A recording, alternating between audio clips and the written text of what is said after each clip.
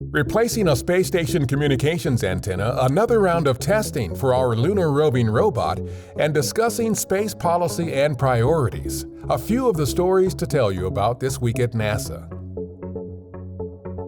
On December 2nd, NASA astronauts Tom Marshburn and Kayla Barron ventured outside the International Space Station for a spacewalk to replace a faulty antenna system. The antenna recently lost its ability to send signals to Earth via NASA's Tracking and Data Relay satellite system. Although the antenna's condition has had limited impact on station operations, mission managers decided to swap it out with a new antenna to ensure communications redundancy. NASA's Volatiles Investigating Polar Exploration Rover, or VIPER, went through a second round of egress testing at our Johnson Space Center. Similar to a car after a cross-country trip on an auto transport, VIPER's egress is the process of the rover making its way out of the lunar lander and down onto the surface of the Moon, albeit after a much longer journey from Earth to the Moon.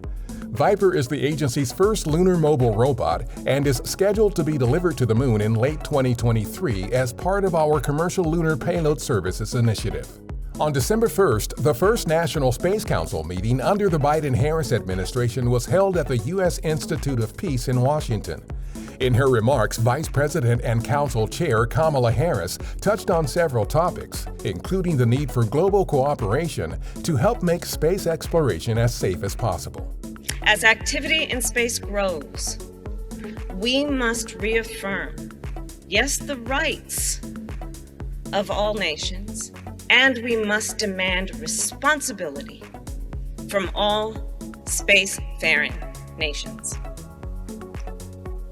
We must establish and expand rules and norms on safety and security, on transparency and cooperation. The event also featured NASA Administrator Bill Nelson, who spoke about how NASA helps to inspire students to pursue educations and careers within a science, technology, engineering, and mathematics or STEM-focused area.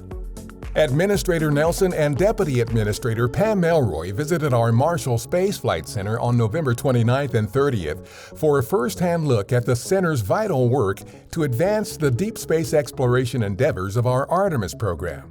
Marshall manages the agency's Space Launch System rocket, which will power the next generation of exploration under Artemis, including uncrewed and crewed flight tests around the Moon that will pave the way for more complex missions to send astronauts to the Moon in preparation for eventual human missions to Mars. NASA is accepting applications for new flight directors to lead highly trained teams during human spaceflight missions to the International Space Station and upcoming Artemis missions to the Moon, and eventually the first human missions to Mars. Qualified U.S. citizens can apply.